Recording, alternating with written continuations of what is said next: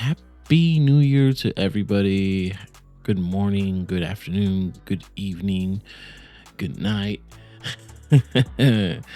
What's up, Laker fans? What's up, people? Thank you for tuning in. I hope you had an amazing holidays and honestly, an amazing New Year's celebration. Um, but yeah, let's talk about Lakers for a second. Again, if you like this content, please like, share, and subscribe. Doesn't cost anything. And if you do have some choice words to say to me about what am I doing in terms of trades and whatnot, if you disagree with me, just leave a comment. If you hate me, just subscribe so I can gain some haters. I'm joking. All right. There is something that the Lakers have to focus on, and his name is Rui Hachimura. And why is that? Well, Rui Hachimura at this time, he is the third Laker, the third highest paid Laker. Once the Lakers traded D'Angelo Russell, they basically put their best trade chip on the table to execute a trade. Again, I'm not mad that we got DFS. I'm not mad that we got Shake Milton. It's a benefit. It's an addition. It's something that the Lakers are going to be better for. However, once you do that, you take away something that the Lakers need, which is basically, and I'm not talking about skill set, I'm talking about money-wise, an expiring contract, a huge one at that. Because 18 million expiring, if anybody hasn't noticed, all the transactions currently at this time of the recording has all been with expiring contracts. If you look at Dennis Schroeder, expiring contract. If you look at D'Anthony Melton, again, he's an expiring as well. That just he's lost for the season. If you look at Thomas Bryant, he's an expiring. If you look at everything is about expiring contracts so far. Like that is still king. So Lakers are kind of like in the back foot, because if we go through the list of who they have available, who's an expiring, that's Cam Reddish, Christian Wood, Jackson Hayes, and Jalen Houskefino. If you add all of them together, and again, I'm just doing some basic, this is like basic math, I guess. That would be a total of around 12 million, you could say. But you have to add 4 players in combination to get to that, and 12 million ish, give or take.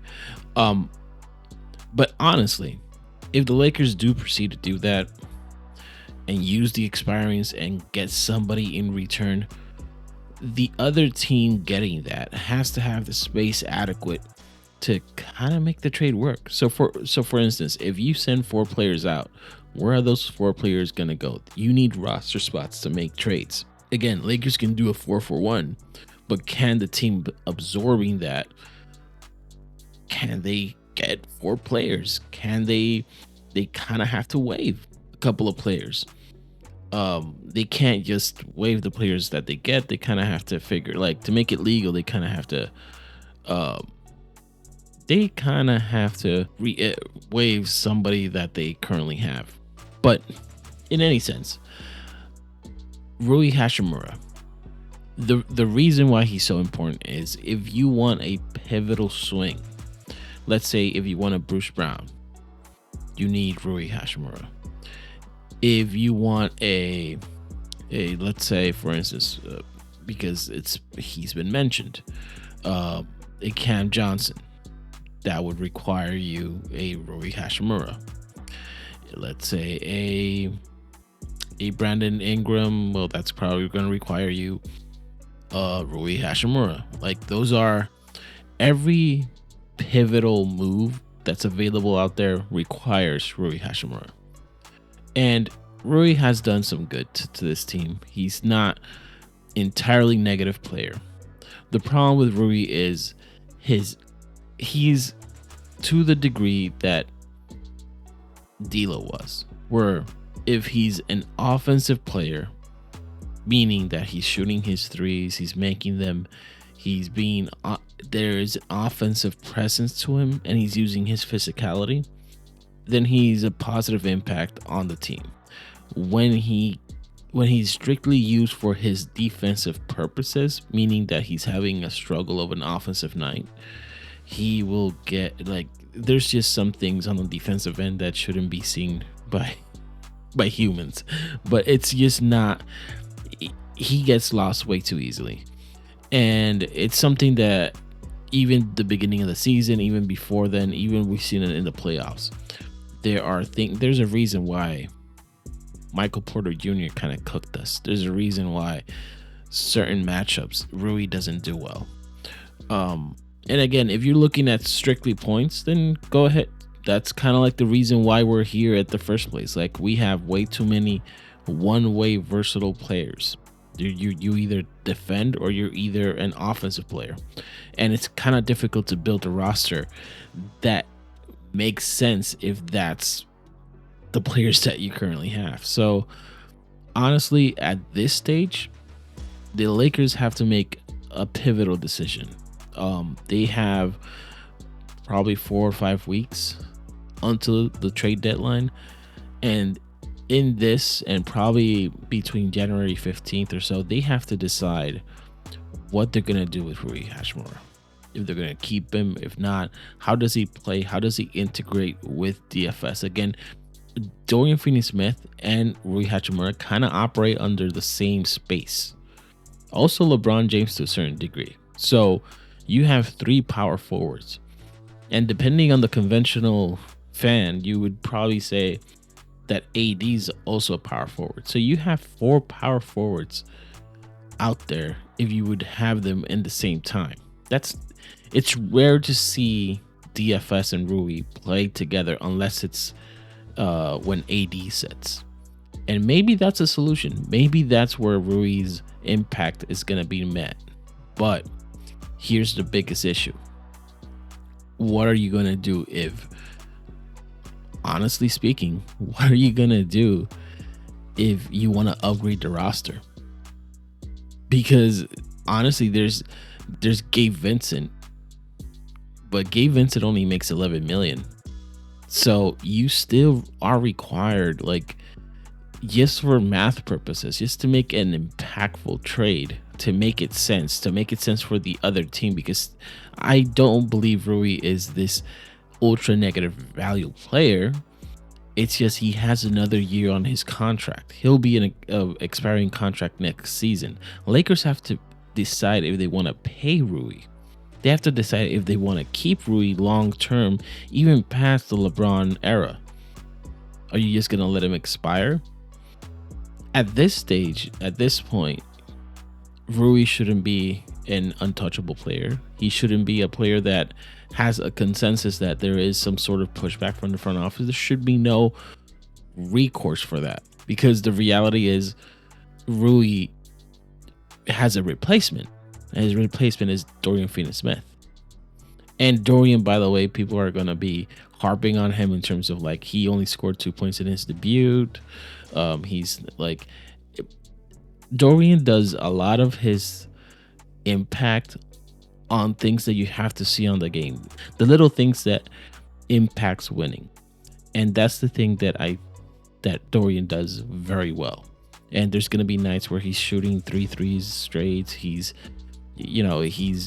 offensive rebounding. He's not that much of a good rebounder, but he boxes out pretty good. So in essence, I think Dorian is what the Lakers need, especially on the position that Rui is. Rui right now, they have to figure out, because they made the D'Lo trade, because they used D'Lo's expiring for that particular trade, makes this whole situation about upgrading the roster even more complicated.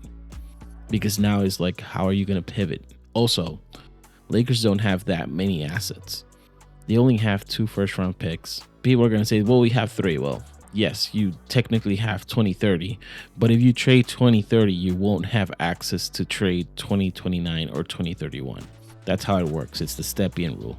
So you can't really, like, just add add 3 first round picks to a trade and make it work. No, it's either 2 or it's either 1. So it's either 2029 and the combination of 2031. And then there's another problem. 2029, you can protect it, saying that it'll convey in 2030, or you can basically have it unprotected. 2031, there's no protections because the Lakers traded their second round pick for that year with the DFS trade. So Lakers only have 2 second round picks from this year. So what are you gonna do? That's kind of like what the Lakers are, and that's the predicament that they're gonna look at. If you trade Rui, it opens up a whole can of possibilities. The problem being is who impacts the Lakers. I'm not gonna. The last video I discussed about Levine, I honestly think that's an unrealistic trade, so I'm not gonna discuss that too much. Ingram is also one that I would consider an unrealistic trade, but that one may have more steam and may have more legs only because he's also an expiring contract. There's clutch and there could be other factors involved. So I wouldn't necessarily say it's a dead move, but it's a possible move. The issue that the Lakers also have is multiple needs. Playoff caliber shooting guard. They need some sort of playoff caliber shot creator, capable center that can start or / be a backup, and they don't have that. So I do believe that Rui is the key to solve those needs. So it's up to them to kind of figure shit out. Excuse my language. All right, guys, I'm going to leave it here, but take care. And if you like, share, and subscribe. And if you want to have more content and just have more conversations about this, we'll be on playback for every Laker game. And we will be on playback for every like NBA game. We'll probably be there. And you can request stage and we can have a conversation. So anyway, take care. Good night. See you later, guys. Stay safe.